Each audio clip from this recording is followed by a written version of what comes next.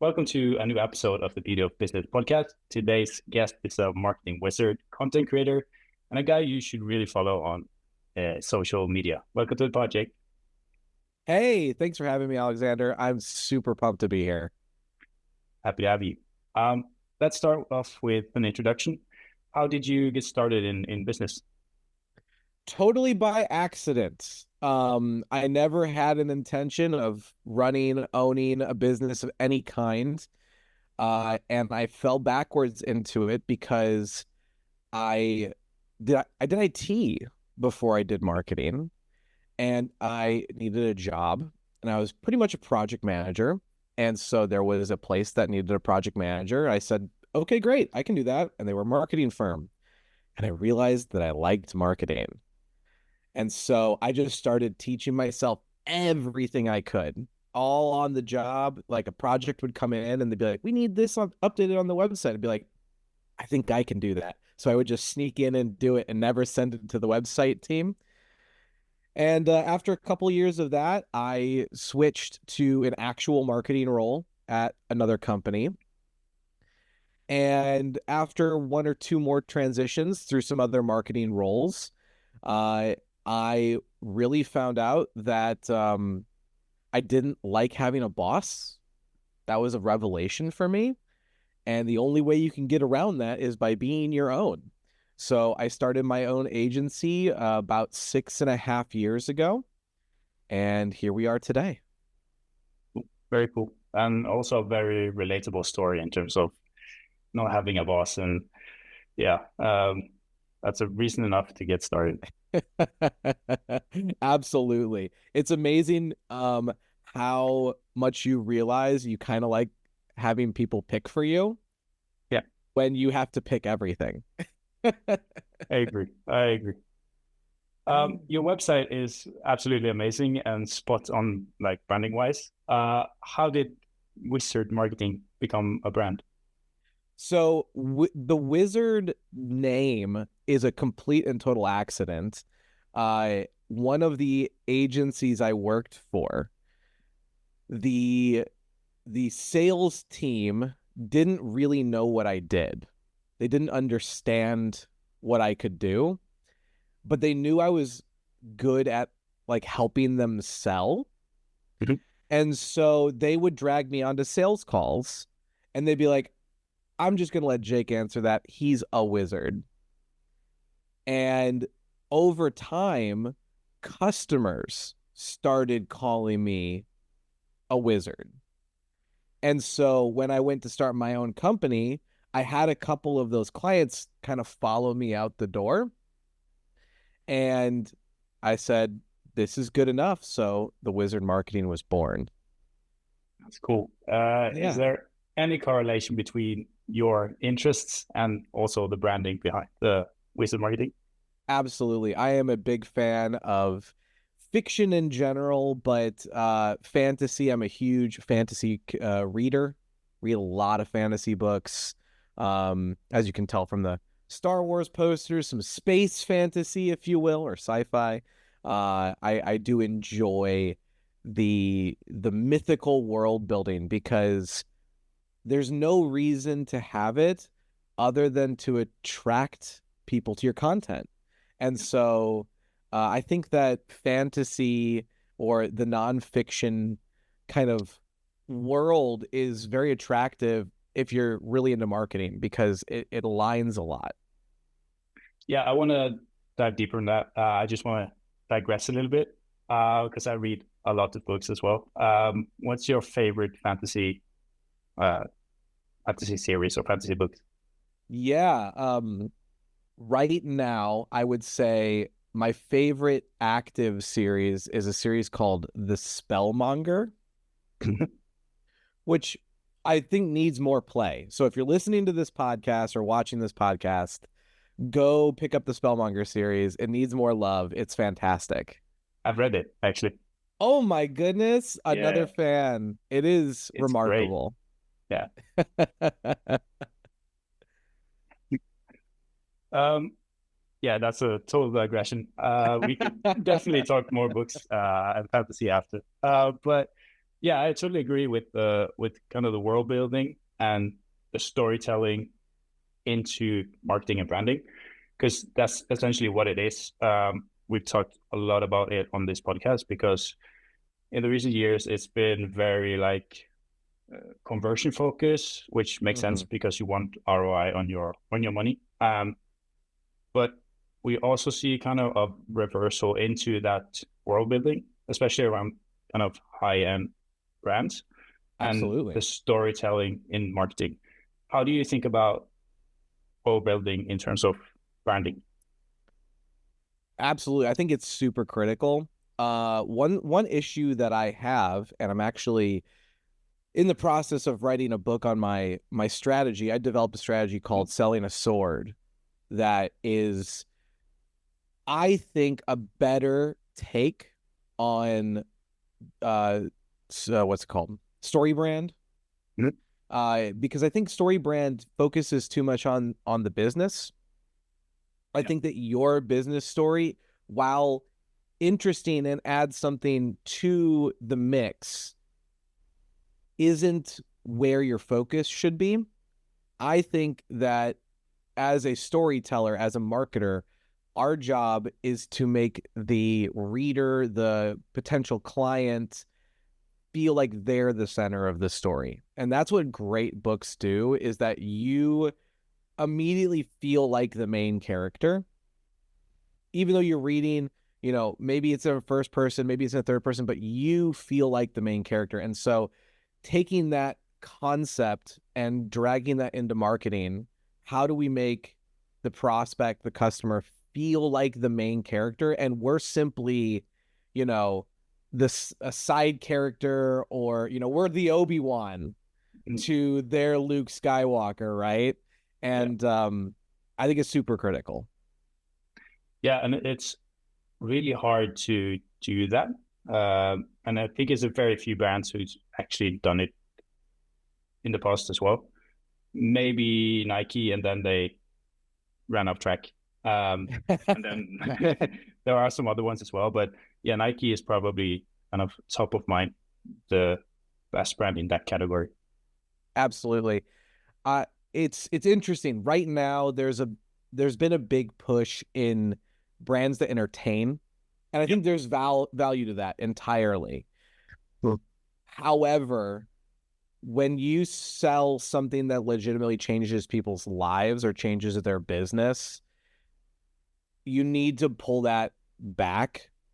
You can still have entertaining things that Yeah. you do, but you still have to make it centralized around the prospect and client. I think we're very aligned on the philosophy of where marketing is going, so that's very cool. Um, what's the hardest part about running a marketing agency? Oh, the hardest part about running a marketing agency is that every solve, every time you cross something off your list and you're like, yes, that was awesome. We fixed that problem. We solved that thing. There is another thing. And that's okay. Like, that's not a bad thing. It's good to have more things to solve, because you get better, your business gets better, your output gets better for clients, they get better results. But if you're a person who wants to like get to a point that you can just sit back and coast, that just doesn't happen at an agency. Yeah, I totally agree. And like I told you before we started, it's been a week on my end, so I can definitely relate. It's always you solve one problem and then two other ones pop up, and of course there are also multiple clients. So one problem solved is four new problems. Yeah, Exactly. I agree. Um, you yourself has have built a brand as well, like the marketing wizard. But you also built a impressive following on TikTok. It's over 100,000 followers. What's your best tips when it comes to content creation? It depends on what phase of growth you're in for your channel. I got into this completely accidentally, as with most things that are good in your life, you stumble across them. The very quick version of the story is I was asked to speak at a conference about TikTok. And when the people who asked me, they just knew that I was a marketing guy. And so they thought it was a marketing thing. I had never touched TikTok, not even a little bit. I didn't even have it installed. And so I said, okay, I'll talk about it. But before I give the talk, I'm going to spend some time and figure this thing out. And so for 60 days, I posted 2 videos a day and I scrolled the platform for at least 45 minutes. Not because I wanted to, but because I wanted to understand it. And what ended up happening is about 45 days into that, I had a video do 1 million views. And then I had a second video do over 1 million views. And at that point in time, I had gotten about 10,000 followers in 2 months. And I didn't actually have a frame of reference for how good that was. I didn't even know. Apparently that was impressive. But the kicker for me as a business owner was that I got people starting to reach out that wanted me to do marketing for them. And I said, hold up, getting marketing leads is kind of hard. Yep. And this just made it so easy. And so I just kept going. So I would say a tip for when you're starting out, you stink at making content, period, right? You can't pick up a guitar and start playing it and in a month, be ripping out Metallica. It's not going to happen.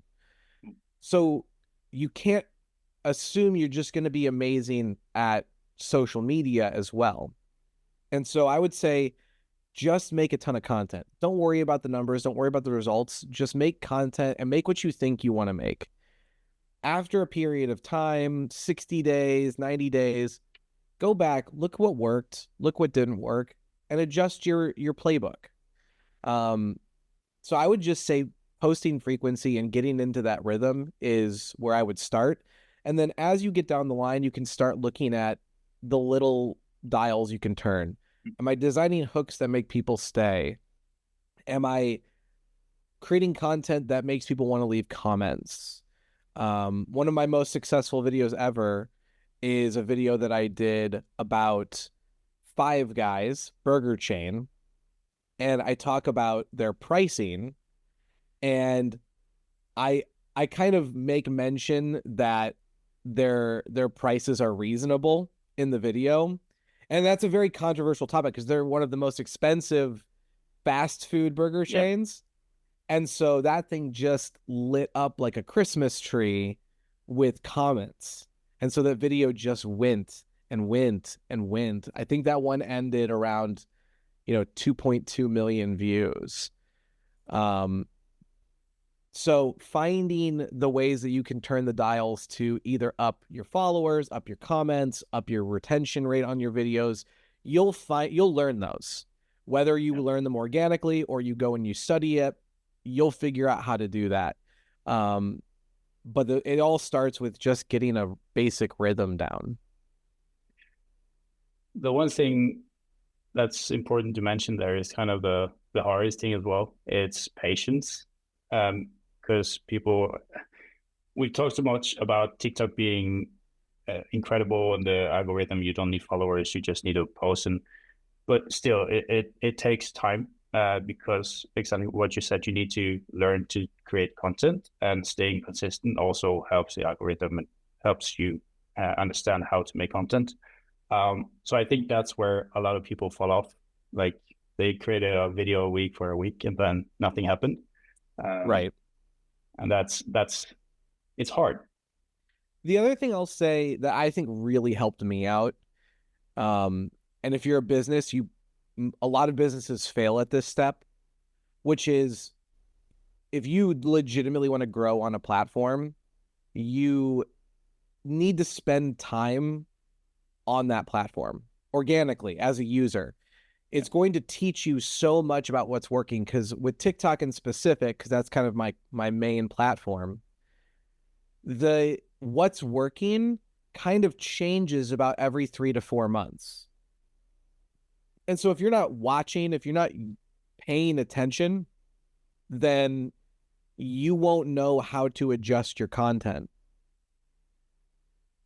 And that's a very real problem. So you can't just post with no interaction and no usage and actually get something that works, because you won't know what works. And also, in terms of the content you make, we talked with Matt on this podcast earlier about this, because he kind of dominates Instagram and you dominate TikTok. Do you have any content, like do you shoot multiple contents a day? Do you have like plan out content, or is it like Matt said, just pick up the phone and figure out what you're going to post? Different strategies work for different people. I would say find what's comfortable to you, because there's no right or wrong way to do this. That being said, I'm much more like Matt. I get inspired. Yep. So I'll be in my work day and I'll see something there. I'm like, that's pretty interesting. Let me share that. So I'll pull out the phone and go ahead and shoot something. But I'm also very comfortable riffing and being in that improv flow of just saying something and being confident in it. Not everybody can do that. That doesn't mean you can't be successful, but that's just who you are. And yeah, have grace where that is. Because if you need that script, if you need that structure, that's okay too.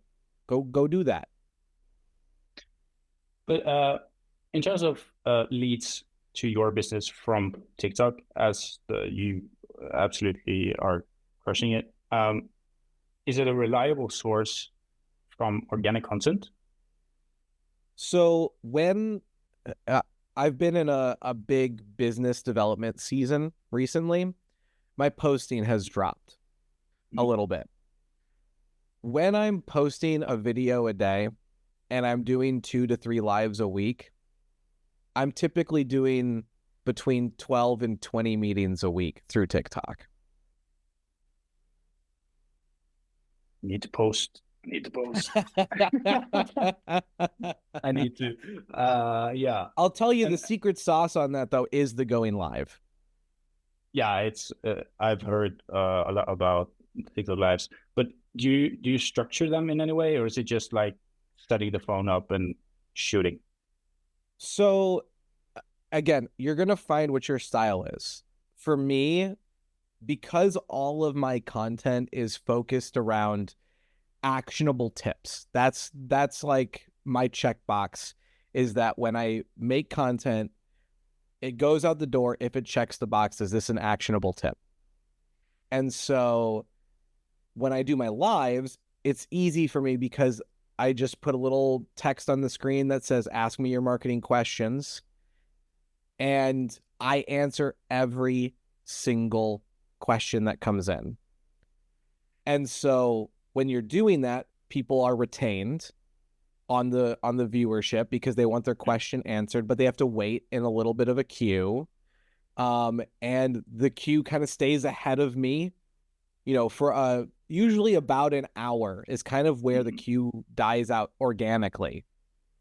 And yeah, so that's my structure for my lives because it aligns with the messaging that I want to share with my channel. If you have a different message, you might need a different live structure, but going live is critical. What I've learned is that not only do I get a lot of meetings booked, but when I go live, I can actually watch my Calendly link on the other screen. Just do this. But in terms of lead quality, if you have 50 meetings a week, are 15 of them actually qualified, or is it kind of lacking in some areas? Yeah, let's make it simple and say I did 10 in a week. The breakdown of that would be probably two or three are unqualified. They're just either too small or too early in their journey to really afford my services. I would say 2 to 3 are perfect fits.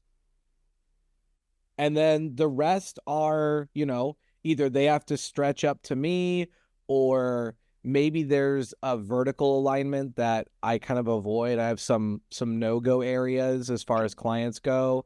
Or it's a conversation that needs to be developed. But I'd say that's generally the breakdown. And I get all sizes too. Yeah. I mean, I get people who, I started my business 2 weeks ago. I'm a landscaper now that want help. And I also have, I've gotten a Fortune 500 company from it as well.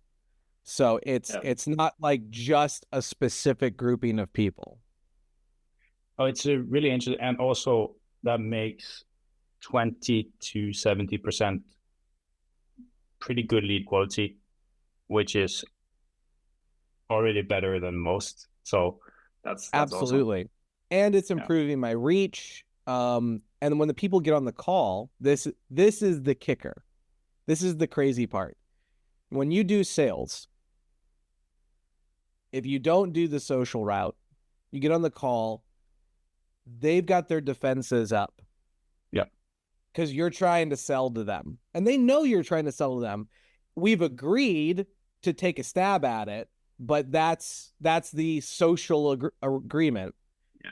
When I do a sales call through TikTok, they get on, they go, "Oh my gosh, you picked up the phone. It's you. Like, I'm so excited to meet you. Like, you're one of my favorites. I was talking on your live the other, blah, blah, blah, blah, blah." Like, there is a completely different energy selling to that group that is almost encouraging to me.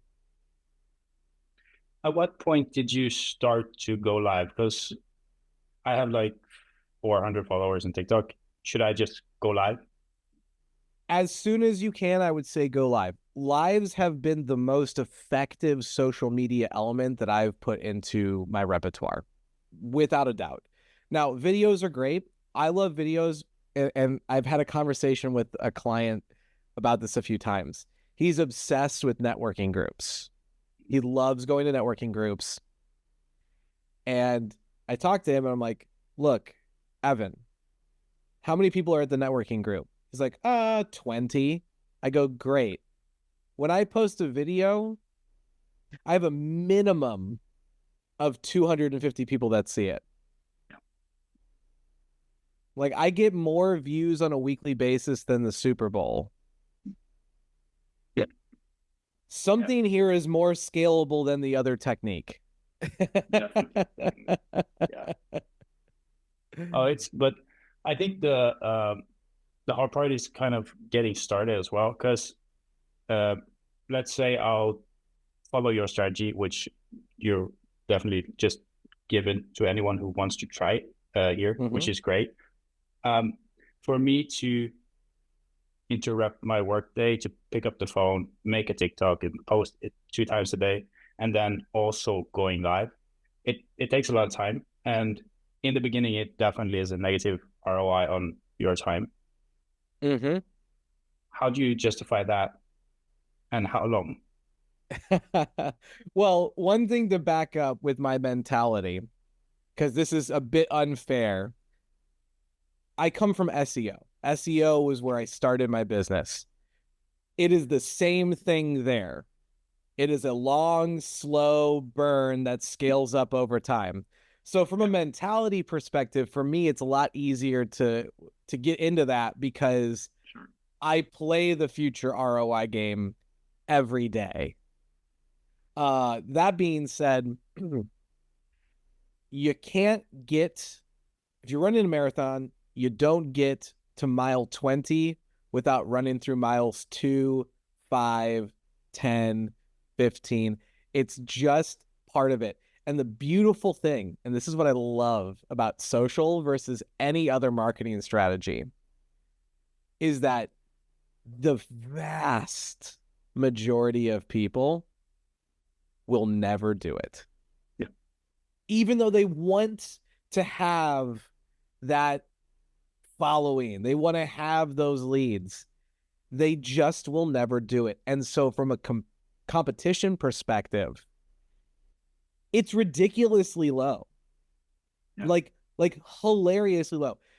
So I've been doing this 3.5 years now, and I know casually, like I've had conversations with pretty much every one of the top 25 marketers on TikTok in English. Let me specify, in English.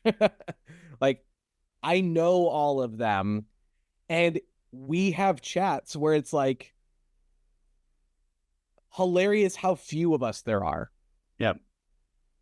There's just not that many. And I look at like conferences, right? Conferences are a big opportunity for agencies in specific. Mm. And there's all of these, you know, VP of, you know, Foot Locker talking at this conference. I get more view throughs than him. Yep. In a week than he gets in a year. Right? And so if you're in a conference, talk to some social media personalities, because they would be great speakers for you. But it's one of those things where it's like, he's never going to go do this strategy. No. Right? He's never going to go do this strategy. So it completely levels out the playing field. And some of these other creators who are, you know, huge, like Matt, when we have conversations, it's like, this is unreal, right? Yeah, this is unreal. Like, how are bigger and better marketers not beating the pants off of us on this platform? I don't know. They just won't get on it. So it's kind of fun. You get to play in a space that normally you wouldn't be able to due to scope or scale. So yeah, that's interesting. I think because it feels like there's a lot, because my For You page or my Instagram is probably directed towards marketers or businesses, and I get to see a lot of people talking about these things. But it's kind of the discussion I had around AI in terms of how much search volume goes to AI and stuff. I think we're kind of too online to actually see it's just this it's many so people. tiny. Yeah. I mean, to put it in perspective, I have just over 100,000 followers. That puts me in the top 25 TikTok marketers, probably somewhere in the middle of that pack. Yeah. As in terms of followers, like it's like Gary V, Neil Patel, and then like you go all the way down to maybe like 220,000 followers with like Brand Boss HQ, and then you skip a bunch, and then maybe number 30 has like 55,000 followers. Like is not a big group. No. Oh, that's interesting. So I'll create more. I promise. I promised this. I promised this a month ago as well. I promised it to Matt, so I'll pick up the phone, but I haven't. So keep me to it. Here's an easy way to think about it. All right. If you're doing something at work, if you're doing something in your agency, and by the way, this is applicable to any type of business, not just agencies, like any type of business. If you do something and you go, I would have watched a video on that, there it is. Just take the 7 minutes. You don't even have to edit it right now. Just record it while it's there, while it's fresh, while you remember why it was good. Yeah. Because that's gonna kill it for you. That's really annoying, because we've done a lot of that lately. Like, this is interesting. I haven't picked up the camera or the phone for any of it, so it's complete waste. We've kind of touched on it, and we've talked a lot about branding, but how important is building a brand and content for businesses going forward? More important. So brand and brand history is kind of interesting. Like I mentioned earlier, I'm in the process of producing that book. The first part of the book is actually the history of marketing, messaging, and branding. And it's kind of a primer. So I've been doing a lot of research on it. And in kind of the golden era of advertising, right? That Mad Men, 1960s, 1970s of advertising, branding was all you had, right? Brand recognition was like the thing. Because if I recognized your brand and I didn't recognize the other guys, I'm buying your brand. That was the whole selling proposition. Transition into the beginning of the digital era, we had this opportunity to have no brand and still get sales. It was very interesting because it was so discoverable. And so brand kind of died for a while. Like, I'm not saying brand went away. Obviously, you still got Coca-Cola's, your Nikes, your Apples. Like, that was still big. But the concept of bringing brand down to, you know, a local restaurant, unless you had a gimmick, Yeah, sure. it was kind of non-existent. It was just like, here's your choices. And there was no value to that. But now as we're transitioning out of the digital marketing era and into what I call the customer experience era of marketing, that brand is becoming more important, not because the brand itself is important, but the brand is the coalescing of a group of people, of the audience that enjoys that. And so it's much more signifying who are our consumers, who are we resonating with, than it is about, you know, the product. Yeah. And there's a bunch of brands that I think are doing a great job of this. It's hard to do a marketing podcast and not mention Liquid Death right now. Like, they're just incredible. They know exactly who they're going after. They sell freaking water. It's Like, yeah. they literally sell cool water. Like, that's it. That's their Yeah. whole bit. And they are absolutely crushing it. Another company that I think is really exploring the edges of this concept is Duolingo. Duolingo's been doing a fantastic job. They've really leaned into their mascot, which is Yeah. fun and playful, but also they've done some wild stuff with it. Yeah, yeah, definitely. They have no brand guidelines. No, and it's kind of awesome. Yep. It's kind of awesome because it takes it and it says Duolingo's for everybody. Yeah. Right? I'm right now I'm wearing a One Piece shirt. Okay? One Piece, one of the biggest things on the planet right now. Oh, everybody's figuring out One Piece. They did a quick Duolingo, made an outfit for their bird of Luffy, the main character, and put him on a cruise ship and just shot a little B-roll clip ad. Yeah. Why? Because they're part of the community. They're for everybody. They get excited about things. And so I think that as we trend towards that customer experience era of marketing, we're going to be stepping away from the idea of like my brand goes and gets people, and it's going to be more about my brand attracts people. Yeah. And that's manifesting in more brand searches than ever on search. It's manifesting in more traction and more people on social than ever before. Is manifesting in more personalization across the internet, whether that's at the website level, the email level, wherever it might be. And really, ultimately, and this is where my brain goes, and this is maybe not a conversation for today and this podcast, but what does interfacing digitally in a community look like 5 to 10 years from now? Yeah. You know, when we all have computers in our glasses, what does that even begin to look like? And the connective tissue is not going to be a visual. It's not going to be that I search for you all the time, because search is going to fundamentally change. Ads are going to fundamentally change, right? The websites are going to fundamentally change. But it's about the feelings and the community that you're a part of. Yeah. So that was very long-winded, and I apologize. No, it's the great points, and just on the Duolingo thing, they're also so quick at it. I don't understand how that team has to do some illegal substances, because that is so quick.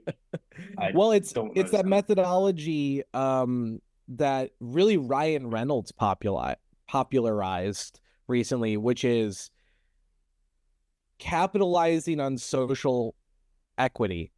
Yeah. Social equity decays insanely fast. You know, we have a meme on Wednesday, we have a new meme on the weekend. Yeah. And so brands that can move fast will have more social engagement than ones that don't. Yeah, and but I've been in this world for 6-7 years, and like I've seen the turnaround times. I do not understand how they do it, because that's like they see a TikTok and then it's done in 2 days max. Yep. It's incredible. Absolutely. But yeah, back to kind of the community brand building things. Like I told you before we started, we are launching the new agency because we want to go international. So we've done a lot of branding stuff, which for me is very cool. But one of our main hypotheses is we're mainly working with high-end and luxury businesses. That more and more of, especially in that category, high-end and luxury, are going to more physical retail, physical events to build community offline, because we're so chronically online. Like you say, you will get kind of glasses on everyone, and there's a lot going on. So our hypothesis is they're gonna take it offline, especially with kind of higher end stuff. What's your thought on that? Yeah, I agree with you in the fact that I crave a move back to physical advertising. Yep. There's a massive issue with it, though, in the fact that 90% of physical advertising is functionally cost prohibitive for businesses. Yep. So we're going to need to see a change in the offering set before that can become a reality. Now, let me throw this back at you. If we go to a world where everyone has the internet in their glasses, right? It's Minority Report. I don't know if you've ever seen the movie The Island, which I've seen some clips. Yeah. That movie also, I think, has a pretty decent take on where future marketing is going. As a weird total aside, you can watch the rest of the movie too. It's an enjoyable one. But what happens when physical medium is digital? Yeah. What happens when physical medium is actually just a digital medium that is physically locked? Right? So if I'm walking up the street and when I cross a certain sign, my thing shows, right? Mm-hmm. So I think that's kind of where I'm looking at for the localized or the physical medium will actually be digital, and that will make the prices become much more accessible. Yeah. So, but to your point, yeah, the big phrase that I've been working around, and I haven't said this yet on a podcast, is one to many. meaning that I have one-to-one interactions in a public space. This podcast is an exact example of one-to-one to many, because I'm talking to you, you're talking to me. We're having a private conversation. And yet, when this gets published, both you and I are then marketing to the many through that one-to-one interaction. I just got a great idea for high-end brands on that specific. Yeah, because I don't know if you're interested in watches or anything, but I have been getting into them. Yeah, it's a weird space, and it's very old-fashioned in many areas. But in terms of like when you go into these high-end stores and get presented a watch and stuff, it's one-to-one and it's behind closed doors. But you can take that experience and make it virtual as well, and kind of doing the one-to-one and then one-to-one to many. So that's interesting, and it goes for more than the watch space. And of course, there are influencers and content creators already doing that. But if the brand takes control of it as well, could be an interesting. Yeah, I think a great example of that is Caleb Hammer. If you've ever seen any of Caleb Hammer's videos, if you don't know who he is, he's the guy that does like financial review for people, and he's like, "What? You bought a Maserati? You have $12." Like that's his whole gimmick, and you've probably seen him. He's in a one-to-one setting. Yeah. But it's getting exploded. The other one that like immediately comes to mind is the guy who mows the really, really, really bad lawns.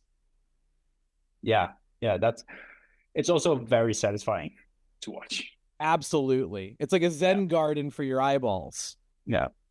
So that one-to-one to many is already working. Yeah. And not just already working, but already working very well. Yeah. So you can take advantage of that concept now. You don't have to wait for technology to get ahead, but I think it's going to get more that way as we continue down this journey. Yeah, and you can also like do, if you connect your brand with a content creator or kind of a VIP client, it can do, like when you see the sneaker shopping stuff with I don't remember, Complex or whatever, it's like that. Just you could do live shopping with an VIP influencer, content creator, whatever, and then do live shopping as well on the back end. It's like many good ideas today. Full of them. So we talked a lot about branding and building brands and content creation, but you also work with paid advertising and SEO. Where should the average business put more resources? So much like with social, if you're looking to get into that, there's different checkpoints you hit. It's going to come back to two questions. What's my current market reach? And how much money do I have to spend? Between ads and SEO, they serve very similar end goals, but they have very different processes of capturing that ROI.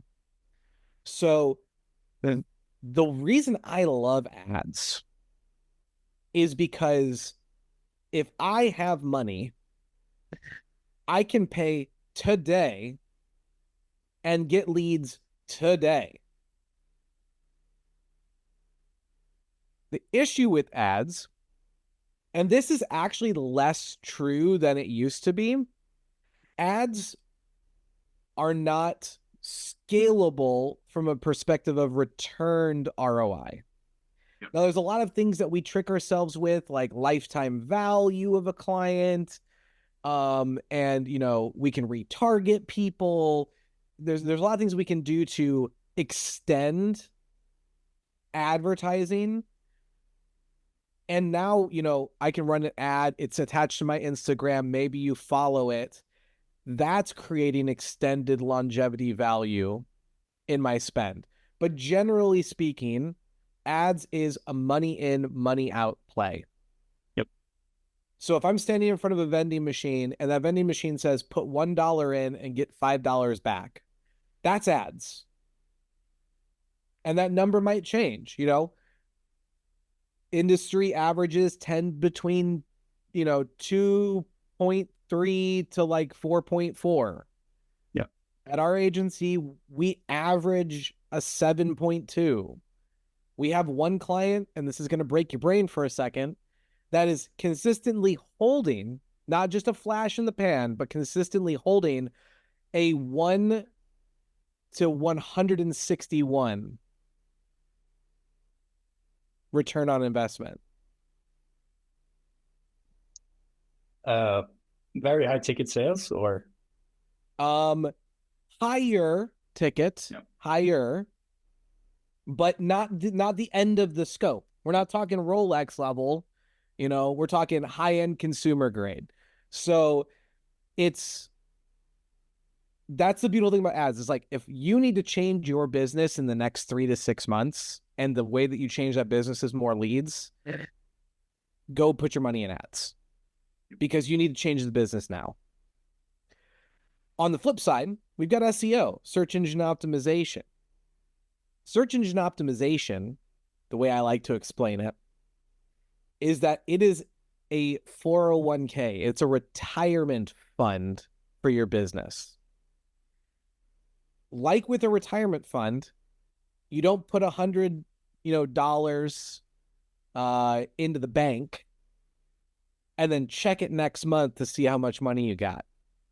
In fact, you're actually kind of out that $100 that you could have used on something else, because you have to wait and put it in there and let it sit and do its thing. And so with SEO, in that same regard, it takes time to build up that engine and that momentum. However, over time, SEO massively eclipses the capability of ads on an ROI perspective. So if you have time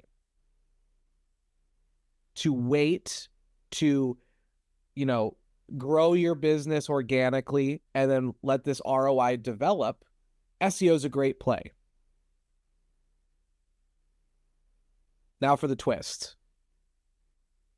If you do both, they help each other. Yep.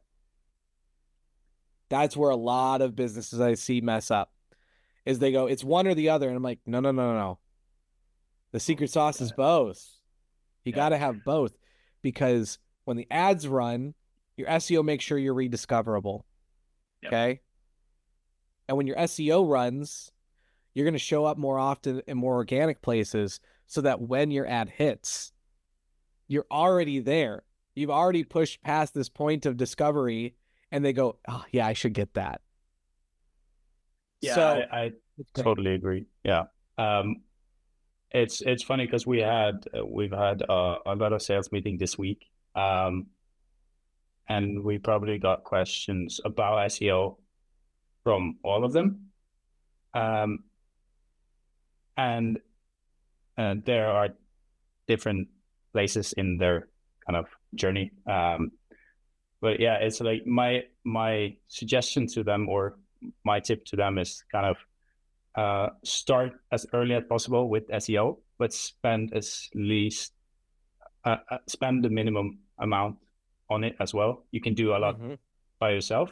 Just get it started and spend on ads, so we can actually grow, and then we can put resources into SEO at a later point.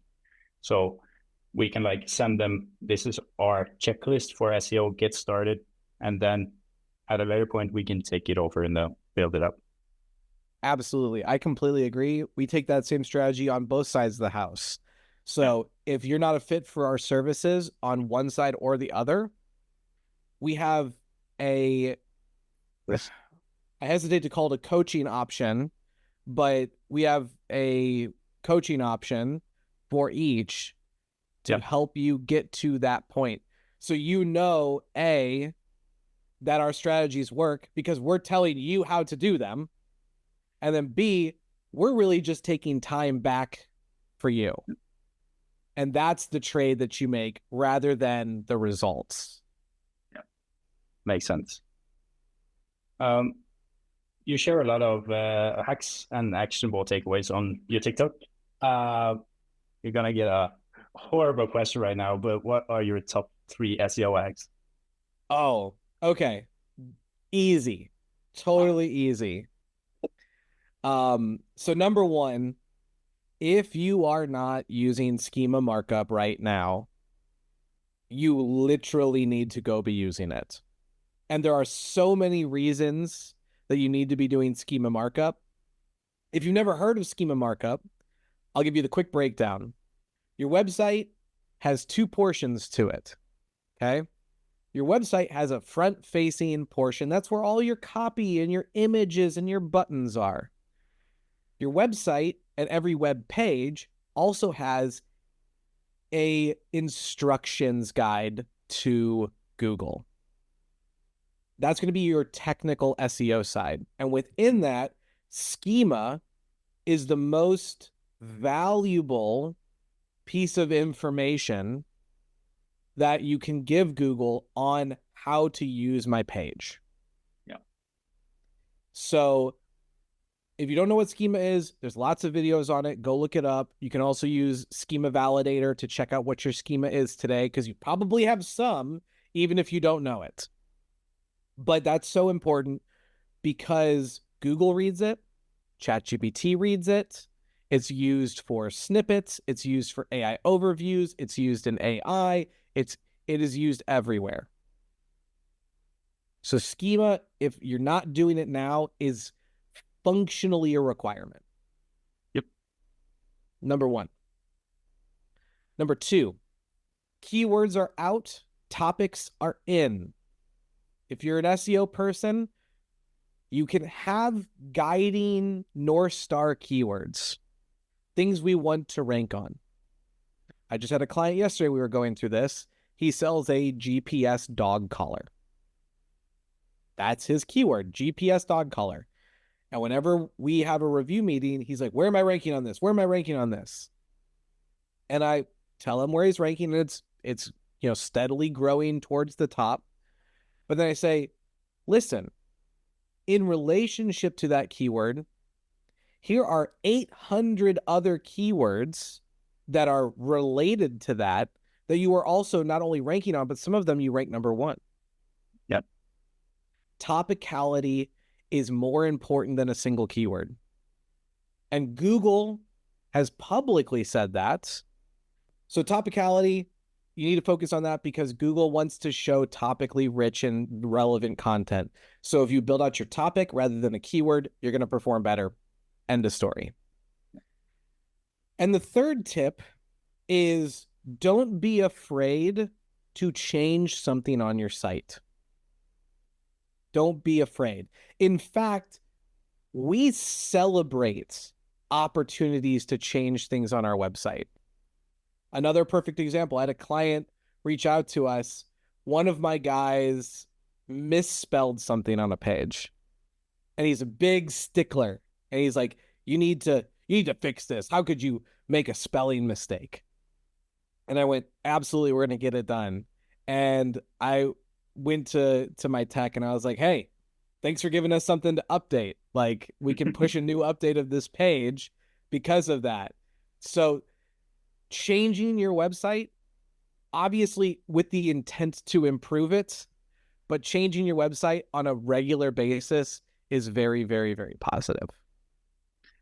I would say a caveat to that, because we had a client on SEO that changed their whole page at once without telling us as well. And then the SEO went. So again, the changing of the page, make them small. You should not, if you have an existing page that's ranking well, don't change more than 20% of it. You can add to it as much as you want, but changing what's existing, don't change more than 20%. I say this every podcast, so I'm probably going to stop saying it. I don't want to talk too much about AI, but we have to. Also, you mentioned ChatGPT, so I'll take the bait. Um, There it is. in terms of SEO, how do you see AI changing SEO? Massively. And also not at all. Uh, AI is wonderful. I'm very pro AI. We have integrated AI into our process. We have not replaced people. And I think that's a super important thing to say. From a performance perspective, we're one of the top performing SEO agencies on the planet from a consistency and total output. We use AI in our process. That being said, we always treat AI in a concept, and my team would all tell you this because I've said it a million times. AI exists in the sandwich. It's not the sandwich. Humans are the bread. We always need to sandwich in our processes, which include AI. So whenever we're pitching or proposing a new process and introducing AI into it, I say, is it a sandwich? Is there a human on the front and is there a human on the back? So from an execution perspective, it's changing the process dramatically and for the better. On the external side, AI is very interesting because we are producing as a race, as humans, more data than you can even begin to fathom. And so what that does, what I kind of partially applaud Google on is that they've relatively not needed to update their algorithms in a dramatic way Yep. until the last 3-4 years. And now they need to be able to train their algorithm on a whole suite of techniques and tactics that we never had before, because anybody can go to ChatGPT and say, write me an article about the top 5 landscaping techniques. And they'll get something. I say something, Yep. not necessarily a good thing, but they'll get a something that now Google has to deal with it. And so from that external perspective, that's why I really mentioned the key point of not keywords, but topics, because that's how Google is changing their algorithm to understand what works. Is if anybody can put out an article of the 5 best Bavarian pretzels, how do I know which article about the 5 best Bavarian pretzels is the best one? And so I'm going into the weeds with some terminology here. If you want to dig on this, go for it. There's something that we're looking at called unique triplicates. Mm-hmm. And AI has a very, very hard time creating unique triplicates. And so that's what we spend a lot of our time looking at with new content, because that's one of those measures that's changed over the years for Google that we can now find a new open space in, rather than just, did I put these 42 keywords on this page? Yeah.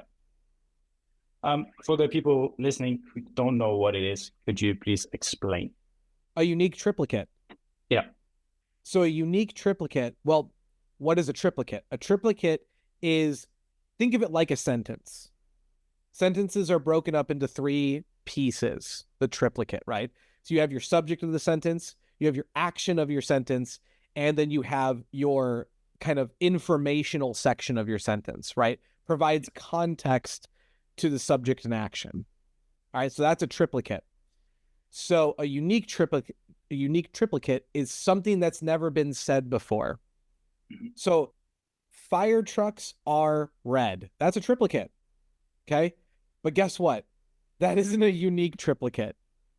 No one's, that's been said in 5,500 children's books, let alone across the internet. Okay? Now, if I said, Danish fire trucks are a specific shade of yellow, that might not have ever been said before. It becomes a unique triplicate. And you can switch out any section to make a unique triplicate. If I just said fire trucks are the slowest governmental vehicle around, that might be a unique triplicate, even though the first two pieces are not unique. The third one might be. So finding opportunities to create unique triplicates in your content tells Google that you're saying something new about this topic. Yeah. And so you stack up enough of those and Google will rank you better. Yeah, and the important part there is a lot of what these large language model produce is just regurgitated content or sentences from the web and from the data they're trained on. That's why we see a lot of sentence structure and a lot of words that we wouldn't write or use in the output. Yeah. It's when you're using AI, remember that all it's doing is it's doing pattern recognition with more data than you have. Yeah. So when you ask it a question, it's not going to give you the worst answer, but it's also not going to give you the best answer. It's going to give you the center of the bell curve, the common answer. And so with AI, that's unique triplicates is one way that we as SEOs are combating this flood of AI information, is that we're producing a unique piece of information, not a common piece of unique of information. It's going to be very interesting. And like we talked about a bit in terms of search volume over to AI, it's, for us, it seems like a lot because we probably use it a lot. But in terms of percentages, it's still very, very small. Very, very small. But it's going to be very interesting when, because it's just a question of when these platforms open for paid advertising. Because OpenAI is no longer nonprofit. So they're going to make money on ads at some point, I guess. I'm going to cross my fingers. Sam Altman has said at least 3 times that he will never put ads on it. I'm crossing my fingers. I'm crossing my fingers. Come on. Come on. I will never bet against capitalism. And they will probably go public at some point, and then we will see ads. Crossing That's my guess. Yeah, I'm with you. I'm with you. But yeah, money is undefeated, and they could make a lot of money. Undefeated. Oh, I love that. Awesome. Let's talk a bit about your business. Do you have a hard stop at? I do. Okay. In terms of building the business and your team, how do you recruit talent to your teams? Great question. So we have a very modular team. We're built to scale. So our processes and our positions are not problem solves except for workload percentage, right? So we know exactly what we're filling, what seats we need to fill based off of our clients and our output. Sure. So my approach, again, everybody's got a different flavor on hiring. I hire the things I can't train. And the only way I find those things out is through an interview process. So my interview processes are kind of crazy. I probably do too many interviews, but if I can't hire energy, I can't hire I can't train energy, I can't train work ethic, I can't train personality. I can train you on our processes. I can train you on how to do SEO. I can train you on how to write content. Those things I can do. So when I hire, I'm not looking at those things. I would love to have a baseline. The less I have to train those, the better. But I have to hire the things I can't train. And so that's my big twist on the process. And I'm not unique in that. There's a lot of businesses that do it that way. And I think those are the businesses that do well. Yeah, I totally agree. And it's especially like going forward as well. It's education is so much more available. So it's easier to train specific skills and kind of the personality. It has to fit the company because you might not like their personality, but it's perfect for my business or someone else's. Mm-hmm. But yeah, I completely agree. What's your best tips for entrepreneurs? My best tips for entrepreneurs is, I'm going to say this in a dangerous way. Your product doesn't matter. What do I mean by that? When you're starting a business, until you get to a significant point, and that point's a little different for each type of business, but let's just call it an easy point of you're doing $1 million a year. Until you're doing $1 million a year, the biggest focus should be on your sales and by extension, marketing. You don't have enough clients to know if your product is even good. It's good in your head.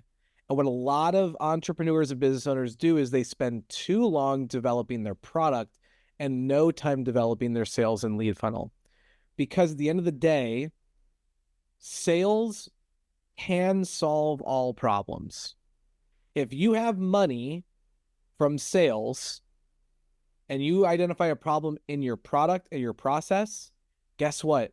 You have money you can throw at that to fix it. Yeah. But if you have an absolutely amazing product that makes me confident, cures cancer, solves world hunger, and, makes me successful on TikTok, if no one knows about it and no one's buying it, it just doesn't matter. And so I would say that's my biggest thing. And it's a mistake that I've made. And it's a mistake that every successful entrepreneur has made. Your product is not going to solve your problems in the first phase of your business. It is sales. Yeah, that's a really good point. And there's a lot of business planning and product market fit and a lot of pre-starting. Yeah, I'm sitting in a co-working office as well, and a lot of startups and entrepreneurs. It's get started. So we have a closing tradition, which is the question: what is the beauty of business to you? The beauty of business is you get out what you put in. If you're doing that side hustle 2 hours, 4 hours a week, and you only want to make $1,000 extra a month, you nailed it. But business has the capability of bringing you whatever lifestyle you want if you're willing to put in the effort to do it. Now, I'll asterisk that by saying that is not saying that the business you're doing now will do that. My partner in my business, he's had 9 businesses. And he will tell you 3 of them lost him money, lost him time, lost him value. And I can guarantee you that after 9, he has more money than both you and I do. Probably combined. So, and he lives exactly the life that he wants to. He has the house he wants. He has the car he wants. He has the capability to do the travel he wants. He's able to provide for his kids the way he wants to. And so ultimately business and business effort equals the freedom that you desire and you crave. But you have to be willing to put in the work to do it. That's perfect and beautiful. Thank you. Absolutely. Where can people find you? Who should reach out? Yeah. Best place to find me on TikTok, the Wizard Marketing, or any other social platform. I'm probably there as well, posting. So just look for Jake the Wizard or the Wizard Marketing. You'll find me. Because you do so great at content and SEO. Thank you so much for doing this, Jake. It's been Yeah, great. thanks for having me. All links will be in bio and show notes, and see you soon. Absolutely. Absolute pleasure.